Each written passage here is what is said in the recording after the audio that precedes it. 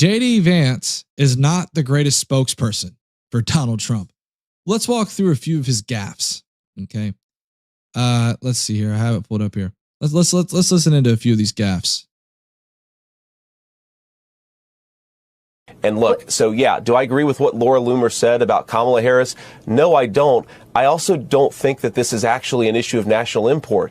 Is Laura Loomer running for president? No. Kamala Harris is running for president. And whether you're eating curry at your dinner table or fried chicken, things have gotten more expensive thanks to her policies. Let's talk about the person running for president of the United States, not a She said, wait, what did you just say? Wait.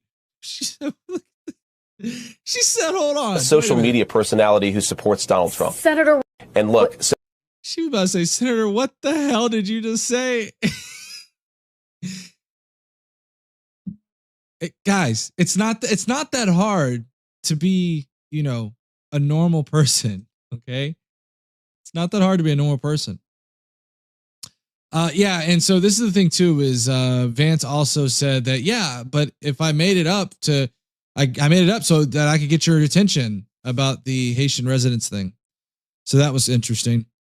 Also, it looks like JD Vance says that the United States will have support for NATO should be contingent on Europe's support for Elon Musk and Twitter, which is X now, by the way. The leader, I forget exactly which official it was within the European Union, but sent Elon this threatening letter that basically said, we're going to arrest you if you platform Donald Trump, who, by the way, is the likely next president of the United States. So what America should be saying is, oh, if NATO wants us to continue supporting them, and NATO wants us to continue to be a good participant in this military alliance, why don't you respect American values and respect free speech? Excuse me, it's insane that we would support. I believe in politics, this is called American exceptionalism, right? Which is that you're going to bow down and kowtow to us and our beliefs, and we're not going to allow you to have your own national identity. A military alliance, if that military alliance isn't going to be pro-free speech. I think we can do both, but we've got to say American power comes with certain strings attached. One of those is respect free speech, especially in our European allies. Like, look, I'm not going to go to. There were okay. Look, so I'm gonna be pretty reasonable here. This is why I try to be as reasonable as I possibly can.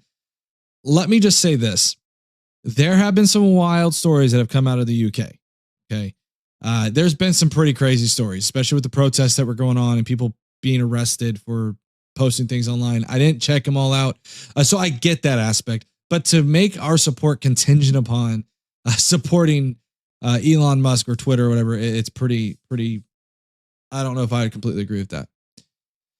Also, JD Vance identifies Social Security as a target of the Trump administration to remove. And here's a little bit of that as well. You are, and I am. What agencies or departments of government would you start with? Yeah, that's a good question. I haven't thought about that, actually. First of all,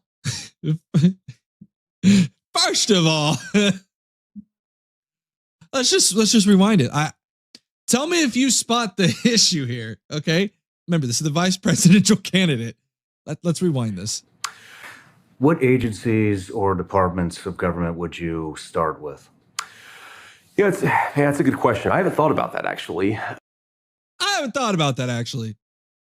Your entire platform is cutting deregulation, cutting regulations.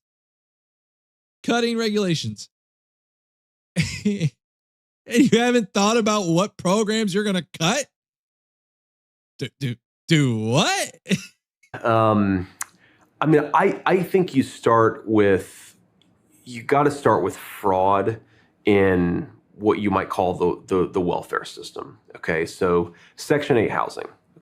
You are, and okay, so it was cut off pretty short.